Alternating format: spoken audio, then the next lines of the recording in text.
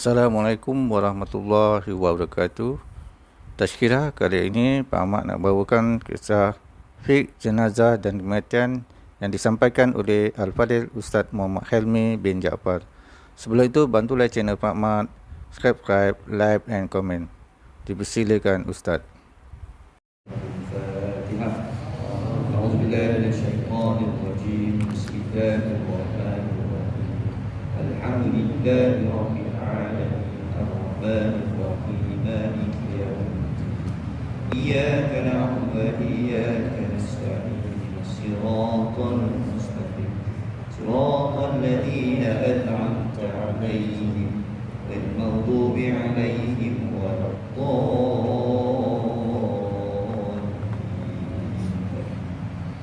A'udzubillahi samil 'alim minasyaitonir rajim. Bismillahirrahmanirrahim. Alhamdulillahi rabbil alamin wassalatu wassalamu ala asyrofil anbiya'i wal mursalin wa ala alihi wa sahbihi ajma'in. Allahumma iftah 'alaina hikmataka wa anshur 'alaina min khazaini rahmatika ya arhamar rahimin. Allahumma ya halim, Allahumma barik qasidana fa innaka khairur raziqin.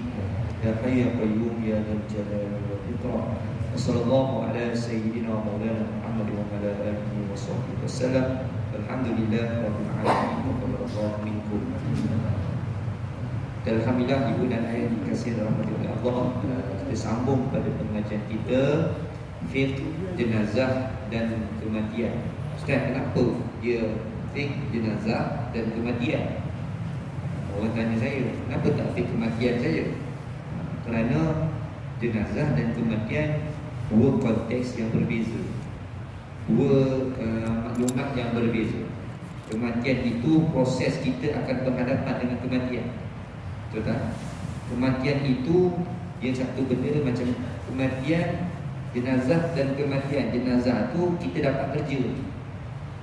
Kematian itu temuduga. Proses nak dapat kerja kita kena melalui satu temuduga. Ada bukan kerja kosong kan? Awak nak kerja tak nak, tapi kena datang temuduga dulu lah. Jadi daripada temuduga itulah pasti dapat. Tapi tak tahu department mana. Ni confirm dapat.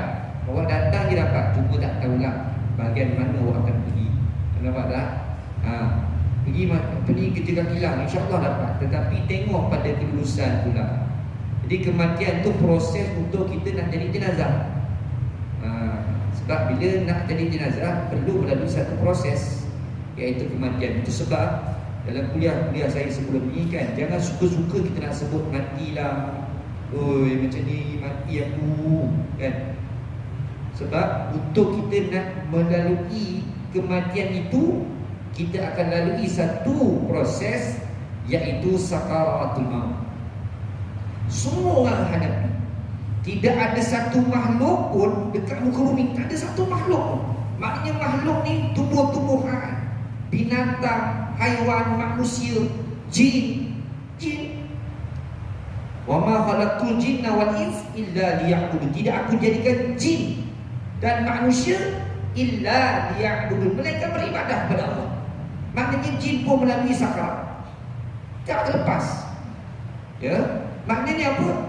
Nak melalui proses sakarat, ataupun kalau kita sebut dalam bahasa Inggerisnya disebut NDE. NDE itu apa? Near Death Experience. Buka dalam apa ni, kalau buka dalam Google kita type kan, Barat buat kajian, buat PhD kan, dia buat jurnal, buka jurnal kan, type tentang NDE, Near Death Experience, macam-macam. Itu sebab Barat kepercayaan daripada NDE, Near Death Experience, sampaikan dia apa ni, upah untuk mayat ni, jenazah dia diawet. Sebab dia kata nanti akan datang, apabila majunya sesuatu negara itu, dia boleh menghidupkan orang mati dan dia akan hidupkan semula.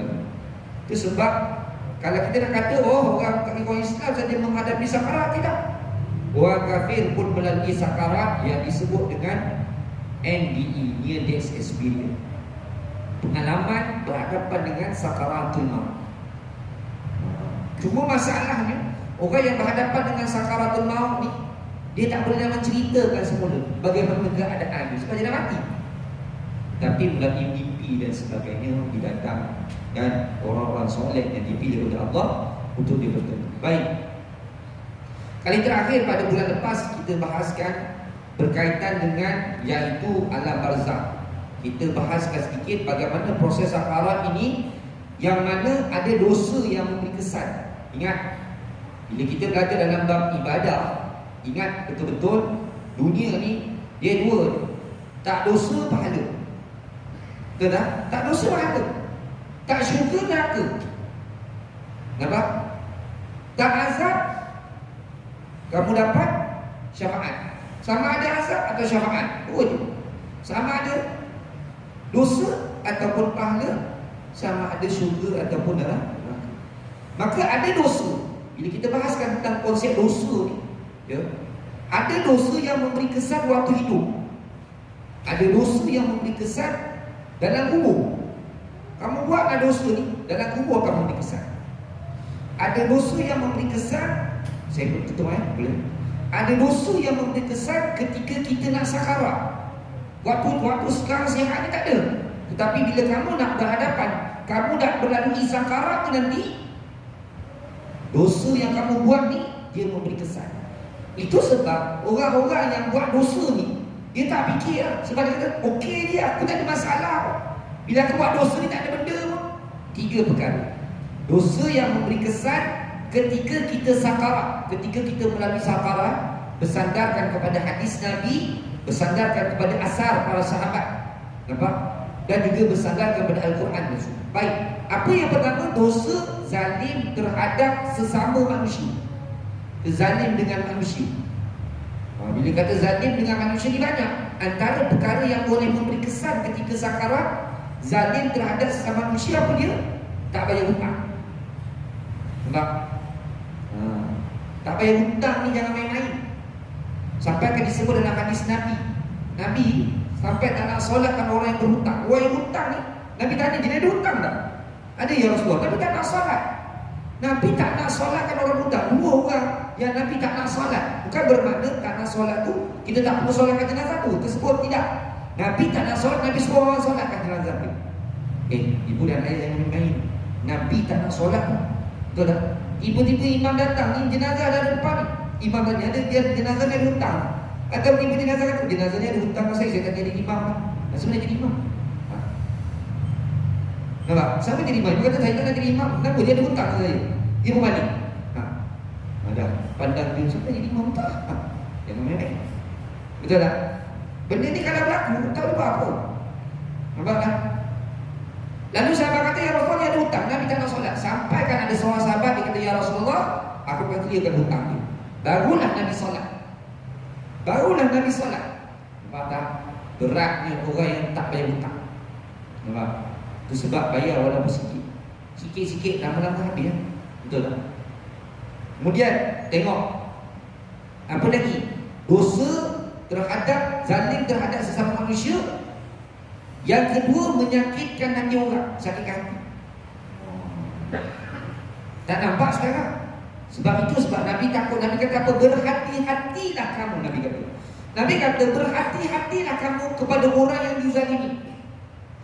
Walaupun dia kafir. Nabi sebut. Macam mana? Berhati-hatilah kamu pada orang yang dizalimi walaupun dia kafir. Kerana seandainya dia angkat tangan berdoa kepada Allah, doa itu sampai tak?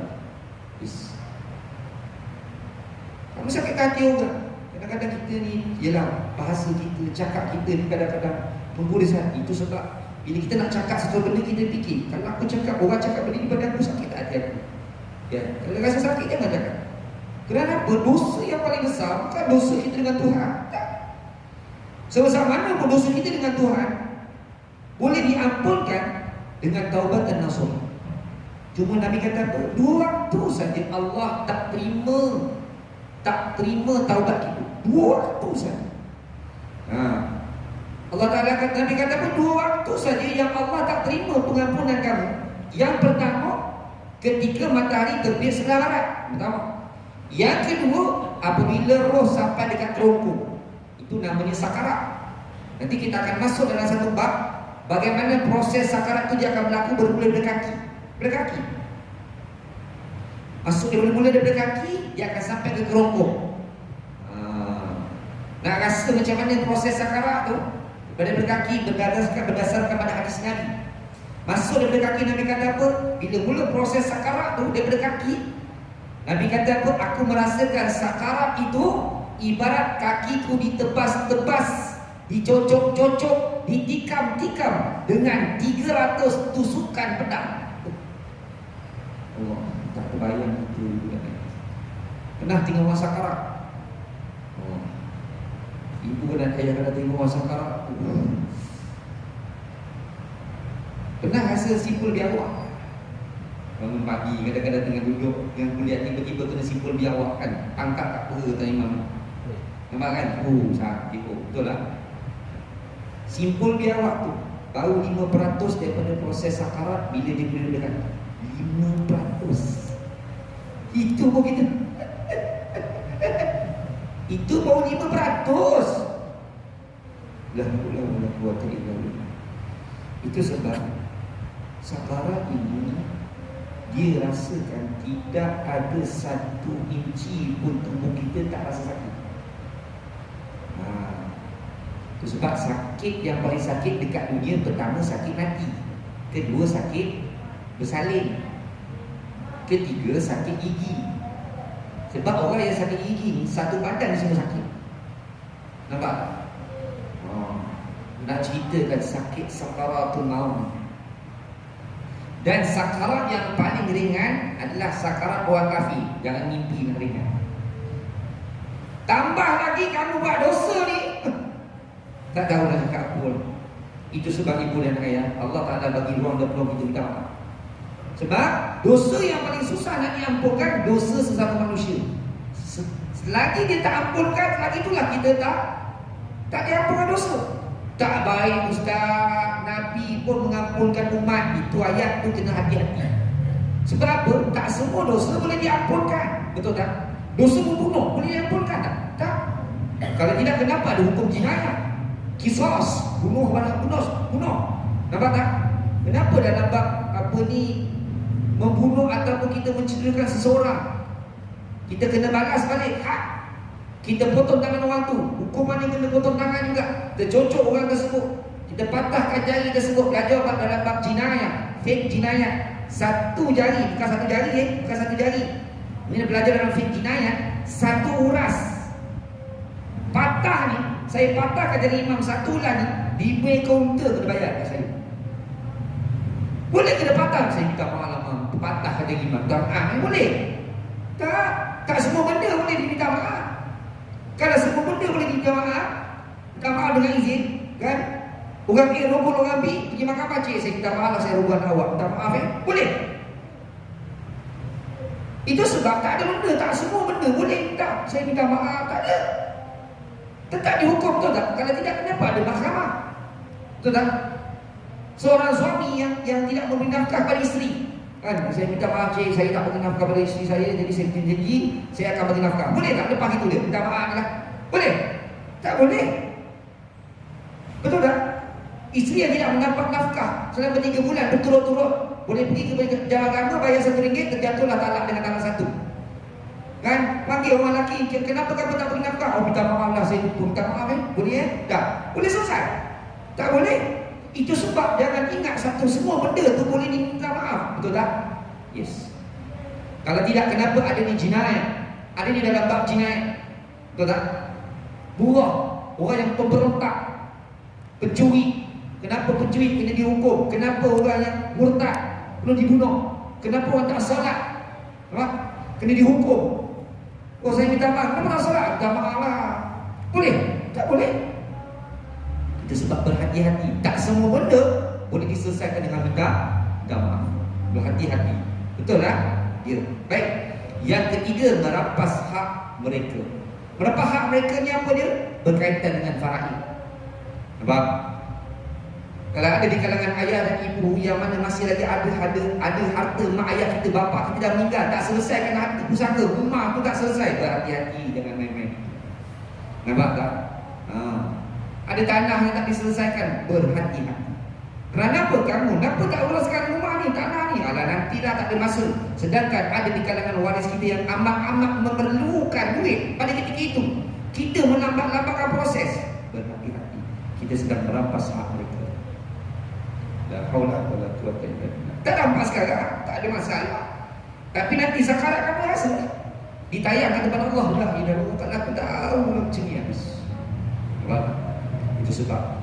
Baik, kita akan masuk kepada perbahasan yang seterusnya, iaitu Ustaz, kalau macam tu Ustaz, bagaimana cara saya nak mengampunkan ataupun dosa yang saya buat ni Ustaz, boleh tak dihapuskan? Boleh.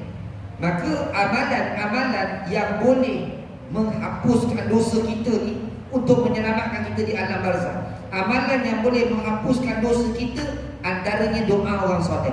Itu sebab kalau kita jumpa orang soleh, kita jumpa orang alim, kita jumpa ulama, nampak tak? Kita jumpa orang yang sedang berbakti kepada ibu dan ayah dia. Kita nampak dia sedang berbakti kepada ibu dan ayah dia. Duduk dengan kawan kita, kita tengah jatuh mak aku tengah sakit ni. Orang ni doa dia mustajab. Minta doa dia. Nampak tak? Kita jumpa orang yang sedang menjaga ibu dan ayah sedang sakit. Nampak tak? Maka kita minta doa dia. Kau tolong doakan aku. Kita tengok orang yang sakit terlantar. Ingat, orang yang sakit tu orang yang sedang diuji oleh Allah, betul tak? Orang yang dekat dengan Allah. Kita minta doa dia, doakan aku. Nampak tak? Ini doa-doa mereka ni doa yang mustajab. Nampak tak? Bukan bila kita nampak orang yang berbakti kepada ibu dan ayah, alah, tak boleh. Tak. Orang-orang begini tak, dia ni doa dia dekat sama dengan Allah.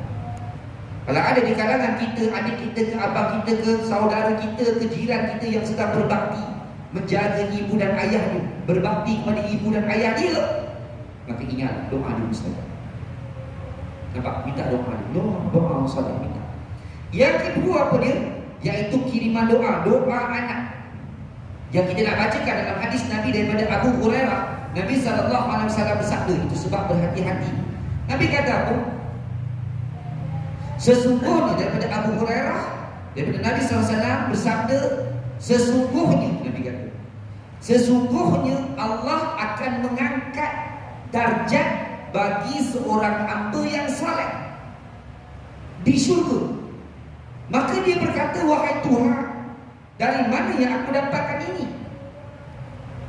Allah Ta'ala berfirman, dengan istighfar anak kamu kepada kamu. Istighfar anak kamu kepada kamu. Ayah, ibu, ingat ni, siapa-siapa yang masih ada mak, siapa-siapa yang masih ada ayah, siapa-siapa yang masih ada mak mertua, siapa-siapa yang masih ada ayah mertua, title kamu, jawatan kamu, grade kamu, status kamu sebagai seorang anak masih lagi belum diwujudkan oleh Allah. Saya dah tak ada mak, saya dah tak ada ayah, mak mertua pun tak ada, bapa mertua pun tak ada. Kamu ada mak, kamu ada ayah, berhati-hati.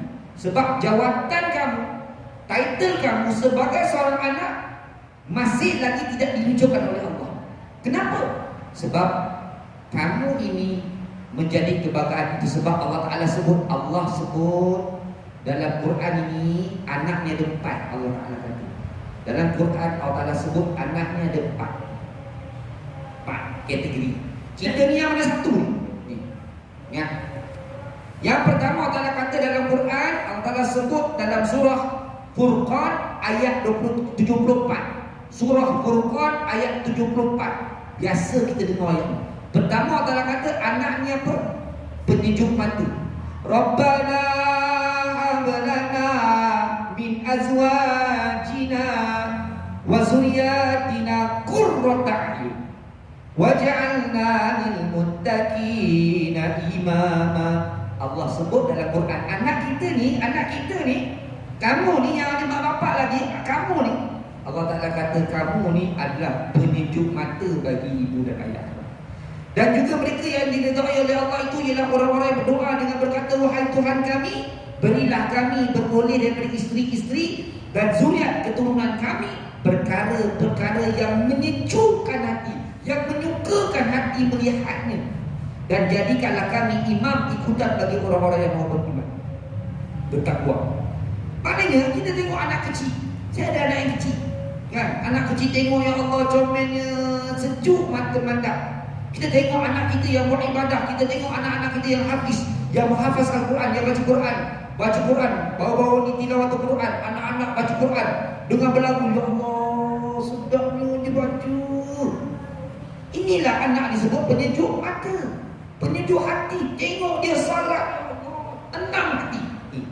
Allah Ta'ala kata, ini anak ni yang disebut oleh Allah, dia sebagai penyejuk hati. Allah Ta'ala kata. Yang kedua, Allah Ta'ala sebut dalam Quran surah Al-Kahfi ayat 46. Dalam Quran surah Al-Kahfi ayat 46, Allah Ta'ala kata anak ni sebagai zina, perhiasan. Yang ni paling banyak. Allah Ta'ala kata harta benda dan anak pinak itu ialah perhiasan hidup di dunia, dan amal-amal soleh yang kekal faedah itu lebih baik pada sisi Tuhan sebagai pahala balasan. Anak sebagai zina, bukan zina lain, zina, kebanggaan. Hebatnya anak kau, berjaya anak kau, betul tak? Dijemput adik Mama Halmi bin Ja'far, betul, naik ke pentas, menerima anugerah, belajar cemerlang, bangga kita, betul tak? Kita dibanggakan dengan sebab anak, betul tak? Ini dipanggil zina, kebanggaan, betul tak? Anak kita, dengan sebab anak kita dibanggakan, dengan sebab anak kita dimuliakan. Anak kau ni, ya Allah, hebat anak kau, betul tak? Saya cikgu dekat sekolah, bila anak berjaya kan, ya Allah, terima kasihlah cikgu, suka saya anak saya berjaya. Dia tengok anak dia naik pentas, suka dia, betul tak? Kan dijemput ibu dan ayah untuk naik ke pentas, anak dapat anugerah cemerlang tadika, ada baru, suka dia naik ke pentas. Ini disebut Allah Ta'ala dalam Quran, ini adalah zina, kebanggaan, betul tak? Berlaku tak? Seronok. Bapak kurang sikit lah, bapak dalam hati suka lah kan. Bang, orang puji anak kita. Bang, tadi saya pergi pasar, orang kata anak kita bernyanyi sedap ni bang, dalam hati. Ini bukan satu bang, kebanggaan. Allah sebut dalam Quran, Allah Ta'ala kata anak ni zina, kebanggaan bagi ibu dan ayah. Berlaku tak? Berlaku. Yang kedua, yang ketiga yang kita paling takut sangat-sangat, Allah Ta'ala sebut dalam Quran dalam surah At-Taghabun ayat 14. Dalam surah At-Taghabun ayat 14, Allah Ta'ala kata anak ini adalah musuh bagi itu. Wahai orang-orang beriman, sesungguhnya ada antara isteri-isteri dan anak kamu yang menjadi musuh bagi kamu. Oleh itu awaslah serta berjaga-jagalah kamu terhadap mereka. Dan kalau kamu memaafkan dan tidak marahkan mereka, Allah Ta'ala bagi solusi. Anak yang buat masalah ni, anak yang buat masalah, kan? Dan kalau kamu memaafkan dan tidak marahkan mereka serta mengampunkan kesalahan mereka, maka Allah akan berbuat demikian kepada kamu, kerana sesungguhnya Allah Maha Pengampun lagi Maha Mengasihani. Cikgu telefon sekolah, minta maaf cik, datang sekolah, kenapa? Anak mencuri. Oh, betul tak? Anak buat masalah, anak begini, anak begitu, dapat telefon sekolah, kita tak. Bila dapat telefon, cik salah kan cikgu, pada anak kita yang salah. Dan kita tahu pun memang anak kita bersalah, tetapi kita tak nak nampak anak kita bersalah, kita salahkan pula pihak lain. Nampak tak? Jadilah kita bangga-bangga. Sedangkan Allah Ta'ala sendiri dalam sebut dalam Quran, anak-anak ni menjadi musuh kita, seperti yang berlaku kepada Nabi Nuh AS. Anak dia sendiri tidak beriman kepada Allah. Betul? Yes. Nampak tak? Ini akan berlaku pada kita. Bila kita mati nanti, saya minta maaf ibu dan ayah, pernah berlaku, ya, saya ikut ayah saya pergi uruskan jenazah, sampai masa tu diuruskan kat rumah. Sampai kat rumah ni, bapak ni meninggal, belum buat apa lagi, diletakkan lantai, ditutup dengan apa ni, kain. Anak bergaduh dengan mak, kelang tanah apa ni mana mak? Bergaduh pasal kelang tanah. Ni dia akan jadi musuh kita, uruskan tanah, tetapi gaduh pasal harta. Siapa suruh tinggalkan harta? Habislah. Nak tinggalkan harta pun tak boleh, tetapi tinggalkan dengan ilmu. Allah Ta'ala tak larang kita ambil, cari harta banyak-banyak, carilah harta banyak-banyak, tinggalkanlah untuk isteri dan anak-anak, tetapi tinggalkan ilmu pada mereka, agar mereka dapat menguruskan harta kita dengan baik. Ini yang kita takut. Anak akan menjadi musuh pada kita. Kita pernah cari rezeki, tetapi duit yang kita dapat tu, anak-anak kita buat benda-benda yang mungkar, dia akan jadi musuh kita. La haula wala quwwata illa billah. Ada seorang ayah yang nak keluarkan zakat. Bila meninggal saja dia tarik balik supaya zakat tak dikeluarkan, kerana banyak sangat zakat dia keluar. La ilaha illallah Muhammad Rasulullah. Ada ayah yang nak mewakafkan tanah, tiba-tiba dia kata, tak boleh, ambil balik. Inilah dia. Allah Ta'ala sebut, ini anak, dia akan jadi musuh dia. Kamu akan siksa dengan sebab perbuatan dia. La ilaha illallah. Allah Ta'ala sebut dalam Quran. Dan yang keempat, yang ini bagaimana bagi ibu dan ayah yang diuji dengan anak-anak yang tak sempurna, yang cacat, yang sakit. Allah sebut. Allah Ta'ala sebut dalam surah Al-Anfal ayat 28. Allah Ta'ala kata apa? Anak menjadi ujian atas ibu bapa. Ujian. Laki-laki anak sakit, betul tak? Ya. Kan? Anak kecil 20 hospital ulang kali. Ya Allah. Anak Down syndrome. Saya pernah bagi satu ceramah tempat. Ibu ni anaknya 3 orang Down syndrome. 3 orang Down syndrome. Tolong ya Allah. Saya kata ibu, tak apa Ustaz, nak anak nak nangis dia tak dari mata. 3 orang Down syndrome tapi dia jaga juga.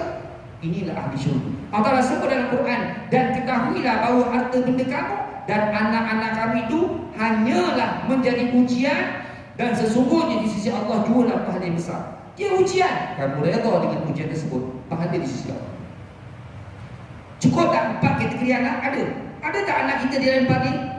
Mudah-mudahan anak kita menjadi anak yang pertama. Jauhkan anak kita daripada anak yang ketiga. Berhati-hati kita dengan anak yang nombor 2. Nampak? Dan redha dengan anak yang nombor 2. Sebab anak ini dia anugerah. Anugerah darimu Allah. Dia anugerah. Anak ni dia bukannya hadiah daripada Allah, tidak. Anak ni dia anugerah. Ada orang kahwin sampai 5-6 tahun tak dapat anak. Betul tak? Ada orang tak kahwin tiba-tiba dapat anak, lagi dahsyat. Betul tak? Tak kahwin pun tak dapat anak.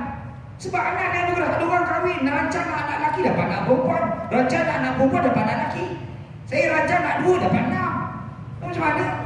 Allah bagi. Itu sebab anak ni anugerah. Betul tak? Apa makna anugerah? Bukan dalam kamus Dewan Bahasa dan Pustaka. Apa makna anugerah? Satu benda yang kekal, statik, tidak berubah. Itu nama anugerah. Itu sebab anak ni, saya minta maaf dengan izin, kalau contoh kita dengan suami kita, Allah Ta'ala kata suami tu hadiah, isteri tu hadiah. Sebab kita boleh pilih. Tak ada, ni siapa ni suami aku? Tak ada. Suami tu hadiah. Itu sebab apabila berlaku perceraian suami isteri, orang akan cakap apa? Oh, ini ex-husband I, ini bekas isteri saya. Tetapi ada tak orang cakap, oh ini bekas anak saya sulung? Tak ada. Ini tetap anak saya, betul tak? Kalau dia anak perempuan kita ni, walaupun dah bercerai, dia tetap wali. Kita wali kepada dia, betul? Ya. Kita buka dalam bab faraid tu, anak yang meninggal dunia yang tak ada waris, anak yang meninggal dunia, bahagian mak dengan bapak tetap ada. Kalau anak tu ada isteri, ada suami, ada anak, kita sebagai mak bapak dapat 1/6. Kalau anak tu tak ada siapa-siapa, mak dapat 1/3, bapak dapat 1/3 plus asabah. Kerana apa? Kerana dalam rezeki anak, dalam harta anak tu ada harta mak bapak. Mana lagi? Itu sebab Nabi sebut dalam hadis Nabi kata sesungguhnya Allah mengangkat darjat ibu dan ayah. Nampak? Bagaimana? Nabi sebut, Allah Ta'ala kata istighfar anak kepada kamu, istighfar anak kamu kepada kamu. Maka ulama membahas hadis ini. Hadis ini hadis riwayat Ahmad, hadis yang ke 10.610. Dalam hadis ini disebutkan bagaimana para ulama membahas hadis ini yang dikatakan istighfar anak kepada kamu. Pertama, seorang anak mengangkat darjat ibu dan ayah, yaitu dengan istighfar. Apa dia? Astagfirullahaladzim. Istighfar. Astagfirullahaladzim. Seorang anak beristighfar, lalu dihadiahkan itu untuk mak bapak air. Yang kedua, doa seorang anak yang soleh. Istighfar itu apa? Seorang anak yang mendoakan mak ayah dia, ya Allah, ampunkanlah dosa mak ayahku, ya Allah, lepaskanlah sisaan ibu dan ayahku, ya Allah, lepas. Itu sebab kalau ibu dan ayah kita tengok, kenapa kita nama dia, kita sebut nama mak, kita sebut nama ayah kita, betul tak? Hadiahkan Fatihah untuk dia. Ibu dan ayah tak layak kita nak bagi sedekah, tidak. Hadiah bagi dia. Apa makna hadiah dari sudut syariat? Makna hadiah sama dengan hibah, pemberian atas dasar kasih sayang, kecintaan dan pengorbanan. Ini makna hadiah dari sudut syarak. Nampak tak? Itu sebab dengan mak kita kata sama-sama kita sedekahkan Fatihah pada ibu kita. Buat apa nak sedekah? Sedekah ni apa makna sedekah? Pemberian kepada orang yang lebih memerlukan, lebih rendah darjat dan martabat daripada kita yang memberi, betul tak? Mak kita lebih rendah ke tidak? Dia lebih mulia daripada kita, betul tak? Maka sesuatu adalah hadiah bagi ibu dan ayah. Betul tak? Nampak? Baik. Yang ketiga iaitu istighfar seorang anak akan mengangkat darjat bukan ibu dan ayahnya, iaitu yang dimasukkan sebuah apa dia? Kebaikan yang anak tu buat lalu diniatkan untuk ibu dan ayahnya dapat. Bagaimana dikisahkan oleh seorang ulama, ada satu kisah. Ayah ini meninggal dunia, dia mati dalam keadaan su'ul khatimah. Dia ada 2 anak perempuan. Meninggal dia hari ini, waktu malam anak perempuan ni berdua ni bermimpi melihat ayahnya disiksa di dalam kubur. Apabila bangun saja daripada tidur, maka anak dia perempuan 2 orang ini berdoa kepada Allah, "Wahai Allah, jangan kau matikan kami berdua selagi mana kau tidak tempatkan ibu dan ayah, tidak tempatkan ayah kami di tempat orang yang baik, di tempat yang terbaik." Maka bermula dari itu anak perempuan mereka yang berdua ni buatlah kebaikan, diniatkan kepada ibu dan ayah dunia. Sehinggalah sampai satu ketika mereka bermimpi ayah dia berada di taman yang cukup indah. Keesokan harinya kedua-dua anak perempuan yang meninggal dunia. Itu sebab ingat, anak kita apa Nabi sebut dalam Quran, bila mata bani Adam, bila mati saja anak dan 3 sedekah yang berpanjangan, ilmu yang bermanfaat, anak yang saleh mendoakan ibu dan ayah. Doa ayah tengok doa mak dan ayah waktu hidup mustajab bagi kita, yang main-main. Tetapi doa anak kepada ibu yang telah meninggal dunia mustajab bagi mereka. Waktu hidup, doa mak bapak ini adalah doa yang paling mustajab, paling lagi. Itu sebab kita kena ingat, keredaan Allah terletak pada keredaan ayah ibu. Itu hadis Nabi itu. Redha Allah, redha walidain. Nampak? Redha Allah bergantung pada redha ibu dan ayah. Murkanya Allah bergantung pada murka ibu dan ayah. Setitis air mata ibu yang gugur kerana kesedihan. Nampak anakku dalam kotak telefon, nampak anakku dalam kotak balik. Segaris luka di hati ibu kerana kederhakaan, tertutup pintu syurga jika tiada keampunannya.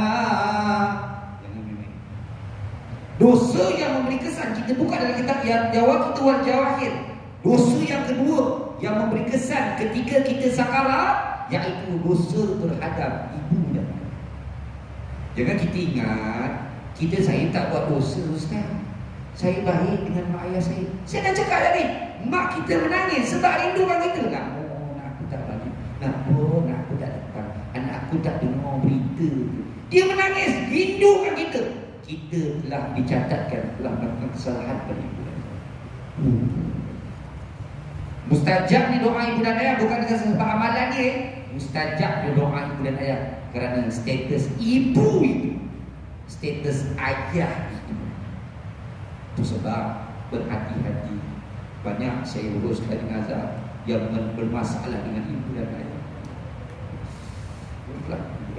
Berulang. Ya, nampak tak? Ada ibu yang anak dia kata, Ustaz, anak saya nak naik ambai Ustaz, tetapi dia kecil hati dengan anak dia bila anak dia meninggal. Tengok, kecil hati dengan anak bila anak dah meninggal. Tapi apa ni? Kenapa bu? Kecil hati dengan anak lepas anak meninggal. Kenapa? Saya ni Ustaz dah tinggal seorang. Kan sebelum ni mak anak saya ni laki Ustaz, tiap-tiap bulan dia bagi saya duit Ustaz. Jadi bila dia meninggal Ustaz, ialah jadi saya ingat adalah harta untuk saya, tetapi anak dia ni meletakkan seluruh harta kepada isteri, tidak meninggalkan sedikit kepada ibu. Saya kecil hati Ustaz. Ibu dan ayah, anak dah meninggal dunia, mak kecil hati. Macam mana? Berat. Itu sebab kalau kita ada masalah dalam keluarga, tengok lah. Ya, kalau kita ada masalah dekat tempat kerja, cek masalah kita, hubungan kita dengan ayah. Kalau anak kita bermasalah, suami kita bermasalah, isteri kita bermasalah, cek hubungan kita dengan mak. Cek hubungan kita dengan mak. Oh ya. La haula wala quwwata illa billah. Ya, sebab apa? Sebab dosa-dosa ni dia boleh memberi kesan ketika kita sekar. Betul tak? Nampak? Jadi ibu dan ayah kena ingat betul. Baik, seterusnya kita teruskan lagi. Bagaimana pula di akhirat? Itu tadi di barzakh. Di akhirat pula jika masih tidak terhapus dosa, tak dihapuskan dosa, anak tak ada doakan kita, betul tak? Anak tak buat infak untuk kita, nampak tak? Kita tinggalkan harta untuk anak kita, dia tak infak pun, dia enjoy, dia habislah. Sedangkan harta yang kita tinggalkan untuk anak kita tu, sebenarnya mudah-mudahan dia buat infak untuk kita. Tidak. Dia buat kubur pula sosok. Jadi fitnah pula. Saya sayangkan mak saya tidak, saya sayangkan bapa saya. Dia buat kubur bertingkat, buat tempat duduk lagi. Orang datang ke tengok kubur ni, hutang aku tak bayar, buat kubur boleh. Fitnah. Habis. Nampak? Buat kubur pula, buat tempat duduk, makan harta orang lain pula, makan tanah. Bila kita buat kubur, kita ingat, nanti kita akan masuk dalam bab kawasan kubur. Kita buat kebun dekat kawasan kuburan, tanah tu tanah kita ke tanah wakaf, bukan tanah kita tau. Kalau kamu nak buat kebun besar-besar, nak buat tempat duduk, syaratnya tanah tu tanah kamu. Sekarang tanah kuburan di tanah kamu ke tanah wakaf? Tanah wakaf, kamu ambil hak orang kan? Nampak tak? Jangan main-main tau, ambil hak orang tau. Betul tak? Dengan sebab kamu buat tempat duduk, kubur dia habis, tenggelam. Nampak tak? Sempit dan sebagainya. Jadi fitnah orang. Ya Allah, berhati-hati. Kita ingat, kita sangkakan itu kebaikan kita buat untuk air, tapi sebenarnya tidak. Mendatangkan kemudaratan dia. Betul? Ibu dan ayah kena ingat betul. Kalau tak juga diampunkan dosa, ya Allah, tak ada masalah, anak tak buat infak untuk kita, doa pun tak, minta maaf lah. Maka jika masih tidak terhapus juga dosa, hanya pengampunan dan rahmat Allah saja yang boleh menghapuskan dosa kita, ibu dan ayah. Disebab kita kena ingat betul-betul, ya kan, Allah sayangkan kita, dia nak hapuskan dosa kita. Bila kita mati, dia tengok pula anak-anak kita, ada tak anak-anak dia beristighfar untuk dia, ada tak anak dia infak untuk dia, ada tak anak-anak dia doakan dia. Allah nak bantu kita? Tak, bukan. Itu sebab ibu dan ayah kita kena ingat, bila kita sebut tentang fiqh kematian, fiqh jenazah dan kematian, ini adalah satu mata pelajaran yang saya akan semua mata. Setiap orang berbeza-beza. Betul tak? Ya. Nampak? Kita tinggalkan anak kita yang mana? Yang pertama, yang kedua, yang ketiga, atau yang keempat. Ya. Kerana apa? Anak kamu kan? Kamu betul lah sendiri. Betul. Baik, seterusnya kita masuk pada, dan kita akan bahaskan satu tajuk tentang kematian yang dicemburui. Kematian yang dicemburui. Kenapa cemburu? Ada 4 kematian yang dicemburui. Kita ni mati yang kat mana? Saya ni mati yang kat mana? Tak tahu. 4 keadaan kematian seseorang. Mana tempatnya Ustaz? Wallahu a'lam. Yang pertama, iaitu manusia yang zalim pada diri dia sendiri. Yang hidup ni biasa saja. Ni orang yang zalim pada diri sendiri. Siapa orang yang zalim pada diri sendiri? Mereka yang merasa mereka baik. Banyak orang macam ni. Saya ni walaupun saya tak tahu lah, tetapi hati saya baik. Hanya orang ni. Kerana apa? Mereka yang menzalimi ataupun mereka yang merasakan mereka ni baik, tetapi sebaliknya, ingat ni, baik belum tentu saleh, belum tentu salihah. Saleh confirm baik. Sekali lagi saya kata, baik belum tentu saleh. Saleh confirm baik. Nampak tak? Siapakah manusia yang disebut oleh Allah, yang disebut oleh Nabi, orang ni yang mana kalau dia mati nanti, dia mati dalam keadaan dia tercengang, dia merasakan dia akan tercengang. Orang yang mati dalam keadaan macam ni, pertama, orang yang rasa yang menzalimi diri dia dan dia rasa dia baik. Ini yang paling ramai orang macam ni. Kenapa? Apakah perkara yang menyatakan dia zalim pada diri sendiri dengan ayah dan ibu? Pertama, orang yang tak solat. Orang yang tak solat ni, yang tak jaga solat, yang tak jaga solat ni, dia sedang menzalimi diri dia. Orang tak solat, sebab Nabi sebut dalam hadis, Nabi kata awwalu ma yuhasabu, orang yang amalan pertama yang dihisab oleh Allah adalah solat. Kalau solat kamu cantik, maka barulah lihat amalan-amalan yang lain. Kalau solat tak cantik, tak tengok dah zakat, dah tak tengok dah puasa, dah tak tengok dah. Itu sebab nak tahu orang tu baik, tengok solat dia. Kalau dia ni orang yang hebat, nampak tak? Orang yang dermawan. Orang yang banyak menyumbang tapi dia tak jaga solat, dia tak baik. Kenapa? Sebab hubungannya dengan Allah pun tak baik. Jadi apa lagi makna hubungan dengan manusia? Tak ada makna. Itu sebab sehebat mana pun orang tersebut, tengok solat dia jaga tak solat. Sebab orang yang tak solat ni orang yang sedang menzalimi diri dia sendiri. Nampak? Yang pertama. Yang kedua, orang yang tak baca Quran. Orang yang tak nak baca Quran, yang tak nak belajar Quran, dah lah tak boleh baca Quran, tak nak belajar. Nampak tak?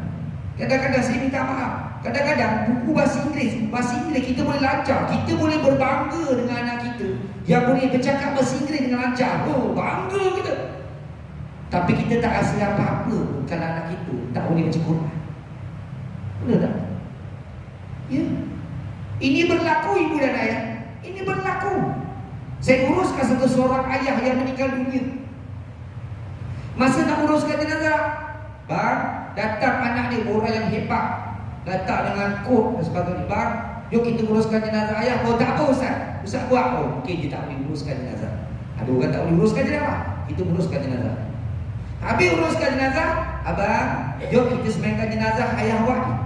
Oh, tak apa Ustaz, Ustaz kira sekali. Tengok. Oh, tak apa Ustaz, Ustaz kira sekali. Dia suruh kira, dia ingat apa ni apa. Saya bukan sepenuh masa uruskan jenazah, saya kerja. Saya seorang guru di Kementerian Pelajaran Malaysia. Dah, kita ada gaji, betul tak? Bukan kita dapat dengan itu. Kita hadap sangat. Kita tak ada, kita nak bantu. Itulah fardu kifayah saya yang saya boleh buat, betul tak? Ya. Tak apa Ustaz kira sekali. Bukan. Saya kata, bang, ni kan bapa awak ni. Ni bapa awak ni. Dia kata, Ustaz, dah maaf Ustaz, saya tak pandai solat jenazah. Saya tak pandai solat jenazah. Sedangkan solat jenazah adalah solat yang paling senang sekali di dunia. Betul tak? Tak pandai solat jenazah. Kalau tak pandai solat jenazah, boleh baca Quran pun. Sila ibu dah tak tahu Quran. Habis. Kalau anak kita dengar, kalau anak kita tak boleh baca Quran, jangan mimpilah anak kita nak hadiahkan Fatihah pada kita. Kalau anak kita tak boleh baca Quran dengan lancar, jangan mimpi anak kita nak baca suratul Kahfi untuk itu. Nampak? Nampak? Kalau anak kita tak boleh baca Quran, jangan mimpi dia nak baca 3 untuk itu. Apa lagi baca Yasin? Betul tak? Ya. Kita boleh tinggalkan dia. Itu sebab kena faham betul. Allahumma salli wa sallim ala sayyidina Muhammad. Nampak tak? Betul. Itu sebab kita kena hati sangat. Pertama, tak solat. Yang kedua, tak baca Quran. Tak boleh baca Quran, tak nak belajar. Sekarang ni kalau kita nak kata tak boleh baca Quran, pen pun boleh baca Quran. Pen pun boleh baca Quran. Kan ada Quran kita tekan Bismillahirrahmanirrahim, pen pun boleh baca Quran. Oh memang. Nampak tak? Ya. Nampak? Oh saya dah tua Ustaz. Seorang sahabat Nabi namanya Abu Hurairah. Tengok, Abu Hurairah ni dia masuk Islam lambat. Nampak tak? Dia masuk Islam ketika Fathul Mekah, pembukaan kota Mekah, lambat. Nampak tak? Dikatakan 2 tahun sebelum Nabi wafat. Tetapi kita tengok dalam hadis Nabi, An Abi Hurairah, An Abi Hurairah, An Abi Hurairah. Betul tak? Banyak hadis yang diriwayatkan oleh Abu Hurairah. Abu Hurairah ni nama sebelum di Islam Abu Syamsul. Nampak tak? Lepas tu bila dia masuk Islam, Nabi bagi dia nama Abdul Rahman. Satu hari bila Nabi nampak dia bawa kucing letak dekat dia punya tangan ni, kamu suka kucing? Nabi gelar dia Abu Hurairah. Inilah Abu Hurairah. Dia antara orang yang paling lambat masuk Islam, tetapi dia adalah orang yang paling banyak meriwayatkan hadis. Jadi kat sini menunjukkan kita kalau nak belajar agama kan, dia tak tiru. Betul tak? Kalau azan nanti beritahu kan? Baru cakap azan dulu.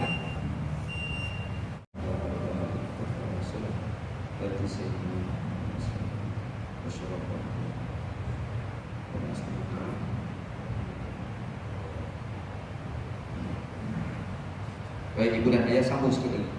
Kenapa kita cemburu dengan kematian mereka ni? Kita pelik. Macam mana dia boleh tak salat? Sedangkan sekarang ni banyak majlis-majlis ilmu, macam mana dia tak boleh baca Quran? Dia boleh bercakap bahasa Melayu, bahasa Inggeris dengan lancar. Ada setengah orang boleh mahir 3-4 bahasa, tetapi Quran tak boleh baca. Kalau nak kata kita Quran tak ada, ya ilah Allah, melambat Al-Quran. Saya tak boleh baca Jawi Ustaz, sekarang Quran Rumi pun ada. Oh, saya tak boleh baca Rumi Ustaz, boleh dengar. Oh, saya buta Ustaz, dah ada Quran yang untuk orang buta. Apa lagi? Tak ada alasan kita nak buat. Orang yang macam ni, dia tak nak belajar Quran, dia tak nak baca Quran, tak tutup aurat, apa lagi berzikir. Nampak tak? Bersedekah, tak nak bersedekah, tak nak infak, tak nak jariah, tak nak wakafkan harta mereka. Mereka zalim pada diri mereka. Kerana apa? Kerana mereka tidak buat persiapan untuk mati. Tak buat persiapan. Dan apabila berlaku kematian, tengok orang macam ni nak tahu dia ni macam mana. Bila dengar kematian, dalam grup WhatsApp masuk, Assalamualaikum, duka cita dimaklumkan, sahabat kita pola dekat lorong ni telah meninggal dunia. Dia scroll dia. Orang macam ni bahaya. Kalau dia dengar kematian, dia scroll, dia ni termasuk kelompok utama. Dia tak rasa, dah meninggal, innalillahi wa inna ilaihi raji'un. Ni lagi satu. Bila orang meninggal nanti kan, dia buat apa? Dia pergi kat caption, dia copy and paste, innalillahi wa inna ilaihi raji'un. Itulah dia perangai kita, betul tak? Kan? Bila ada belakang kematian, kan? Nanti kita ambil, kalau orang dah hantar kata innalillahi wa inna ilaihi raji'un, kita klik, copy, tak pasal balik innalillahi wa inna ilaihi raji'un. Innalillahi. Siapa dapat pahala? Excel dapat pahala, bukan kamu dapat pahala, kamu tak dapat pahala. Nampak tak? Sepatutnya ucaplah dekat voice, tekan voice, innalillahi wa inna ilaihi raji'un. Tambah doa yang Nabi ajarkan kepada Ummu Salamah, Allahumma ajurna fi musibatuna wa akhluf lana khairan minha. Oh betul. Ini tak copy and paste. Copy and paste. Lepas tu letak surah Al-Fatihah. Hantar surah Al-Fatihah. Bukan kita pula baca, hantar pula pas orang lain baca. Ambillah imam Imam Jaram, Bismillahirrahmanirrahim. Senangnya hidup ni. Doa pada Allah nak masuk syurga. Sebut innalillah pula nak copy paste. Boleh ke sebut dalam kubur nanti, wahai Allah, aku copy paste tak? Tak ada. Kamu tidak melafazkannya, betul tak? Nampak? Tak boleh voice ke? Nampak tak? Voice tekan innalillahi wa inna ilaihi raji'un. Ya Allah, ketempatkanlah di kalangan untuk iman dan beramal soleh. Pandai sikit baca doa. Allahumma kulluhum min dikil qabri wa luhud ila jannatika jannatin khuld. Nabi ajar. Ketika kewafatan Nabi apabila daripada proses 40 hari. Nampak tak? Apabila tinggal lagi 7 hari nak wafat, Nabi nak wafat, Aisyah kata aku mendengar Nabi sebut minan nabiyyin wasiddiqin wasyuhada'i wassalihin wa hasuna ulaika rafiqa ya arhamar rahimin. Bacalah doa tu. Ini tak ada copy and paste. Nak lagi serodok, dia pergi dekat Google cari doa yang panjang sikit, copy, masuk, hantar, dah. Siapa yang buat tu? Sebut tak ada Ustaz, saya tak. Lepas ni jangan buat macam tu. Voice, hantar. Betul tak? Sebut. Perkataan istirja, innalillahi wa inna ilaihi raji'un. Istirja, sebut innalillahi wa inna ilaihi raji'un. Di dalam hadis riwayat Muslim, Nabi kata sesiapa yang ditimpa musibah, lalu dia menyebut perkataan innalillahi wa inna ilaihi raji'un dalam surah Al-Baqarah ayat 156. Lalu setelah beberapa ketika kamu mengingati semula musibah tersebut, maka kamu sebut innalillahi wa inna ilaihi raji'un, Allah kembalikan pahala yang kamu dapat pada ketika itu.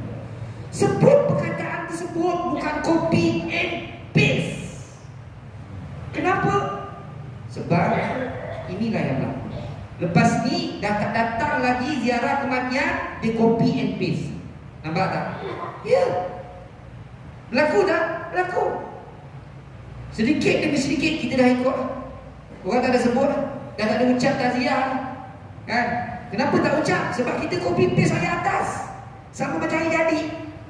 Kan kalau saya jadi kita ambil copy paste bawah, copy paste. Sebut tak? Tak sebut. Jadi kamu tak dapat pahala tersebut. Kamu tak dapat manfaat daripada perkataan istirja yang Nabi sebut, yang Allah Ta'ala suruh sebut. Maka bagaimana mungkin kalau kamu buat pada orang, ingat, ya, orang Jawa cakap apa dia? What you give, you get back. Apa yang kamu bagi, apa yang kamu berikan, kamu akan dapat balik. Kamu, orang meninggal, kamu copy and paste. Bila orang kamu meninggal, orang pun copy and paste. Percaya dekat saya. Masa tu nanti kata, ya Allah, dia copy paste, ya Allah. Ya, ubah. Sebut. Voice sebut. Jelas, dapat pahala. Jangan copy and paste. Memang saya copy paste tapi saya baca. Betul ke baca? Ada. Nampak tak? Baik. Jadi orang macam ni macam mana Ustaz? Kalau dia mati, orang yang pertama ini, kita cemburu sangat dengan dia. Kenapa? Dia ni ada peluang belajar, dia ada peluang untuk solat, tapi dia tak nak solat. Maka bila dia mati nanti, dia akan tercengang dan terkejut. Orang ni akan mati dalam keadaan tercengang dan terkejut. Dia akan mati dalam keadaan tercengang dan terkejut. Aku mati ke? Lumpuh ataupun keadaan kematian seseorang. Keadaan kematian seseorang yang kedua ini lagi dahsyat. Ini lagi dahsyat. Orang ni yang Allah sebut dalam Quran, dalam surah Al-An'am ayat 44. Orang ni adalah orang-orang yang tadi tu, kelompok pertama tu golongan B40 and 40. Kan? Yang dia rasa dia baik, saya tak adalah kaitan tapi saya baik, Ustaz. Perasan baik. Nampak tak? Tak ada. Yang kedua ni golongan T20. Tak ada kaitan dengan ni. Tak adalah. Maknanya apa? Orang-orang yang Allah bagi dia nikmat, dia termasuk di antara orang kelompok kedua, manusia yang munafik atau orang yang berani buat dosa. Dia ni, kalau kita tengok sekarang trend sekarang, orang yang ada harta, ada pangkat, ada kekuasaan, dia berani buat dosa secara terang-terangan, betul tak? Dia rasa dia ada duit, dia boleh buat suka hati dia. Ini orang kelompok kedua. Berhati-hati. Kerana apa? Allah Ta'ala sebut dalam Quran, hati-hati bagi mereka yang diberi nikmat. Allah bagi dia nikmat senang. Hati-hati orang yang dapat kekayaan, hati-hati orang yang dapat kejayaan. Kerana Allah Ta'ala sebut dalam Quran, Allah yang sebut ni, bukan saya yang cakap. Saya cuma menukilkan apa yang disebut dalam Quran. Orang yang nombor dua ni nanti kita risau. Kerana Allah Ta'ala sebut, falamma nasu ma zukkiru bihi fatahna alaihim abwaba kulli syai'in hatta iza farihu bima utu ahaznahu baghtata fa izahum mublisun. Allah Ta'ala kata apa? Kemudian apabila mereka melupakan apa yang telah diperingatkan mereka dengannya, kami bukakan kepada mereka pintu-pintu segala kemewahan. Siapa nak kaya jangan solat, confirm kaya. Bukan saya kata, Allah sebut. Kemudian apabila mereka melupakan segala yang diperingatkan mereka, apa ingatan Allah? Solat. Apa ingatan Allah? Puasa. Apa ingatan Allah? Jaga aurat. Apa ingatan Allah? Jangan sakit hati orang. Jangan menunjuk, jangan ujuk, jangan riak, jangan takabur. Ini ingatan Allah. Kamu lupakan ingatan aku. Allah Ta'ala kata apa? Allah Ta'ala tak bagi miskin. Allah Ta'ala tak bagi miskin. Allah Ta'ala kata apa? Aku berikan, kami bukakan kepada mereka pintu-pintu segala kemewahan dan kesenangan. Orang macam ni dia akan makin kaya. Orang macam ni dia akan makin senang. Sehingga apabila mereka bergembira dan bersukaria dengan segala nikmat yang diberikan kepada mereka, kami timpakan mereka secara mengejut dengan bala bencana yang membinasakan, maka mereka berputus asa dari mendapat sebarang pertolongan. Ini disebut istidraj. Ini nak orang yang dapat istidraj. Dia dapat pangkat, dia dapat kekayaan, dia percaya, dia lupa Tuhan. Makin dia percaya, makin dia lupa. Makin kaya, makin kaya. Ada tak orang macam ni? Ada. Banyak tak macam ni? Banyak. Suka hati dia. Nampak tak? Pergi Mekah tu macam pergi apa? Nampak tak? Tayang sana, buat video sana, buat. Tak apa, buat. Kita pun ikut-ikut. Orang begini berhati-hati. Sebab Allah sebut, aku akan timpakan pada mereka musibah, bala. Dia beza ya. Musibah, bala, bencana, azab tak sama. Allah kata, aku timpakan mereka bala. Bala berat. Dia bukan musibah kan? Dia bukan azab, dia bala. Allah sebut dalam Quran surah Al-An'am ayat 44. Orang macam ni. Kenapa kena hati-hati? Ibu dan ayah kena ingat. Kenapa? Orang macam ni, bagaimana keadaan kematian dia? Kita akan bahaskan pada kuliah yang akan datang. Segala yang baik dari murid Tuhan dengan Allah dan lemah dari Malaysia sendiri, kita tutup kuliah kita dengan surah Al-Asr dan Kafaratul Majlis. Bismillahirrahmanirrahim. Wal asri innal insana lafi khusr illa alladhina amanu wa tawassaw bil haqqi wa tawassaw bis sabr. Subhanakallahumma wa bihamdika asyhadu an la ilaha illa anta astaghfiruka wa atubu ilaik. Sallallahu alaihi wasallam.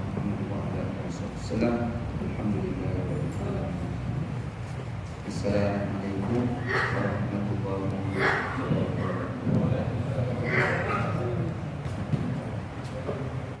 Sekian saja tazkirah kali ini yang telah disampaikan oleh Ustaz Muhammad Helmi bin Jaafar, Fiqh Jenazah dan Kematian. Assalamualaikum warahmatullahi wabarakatuh.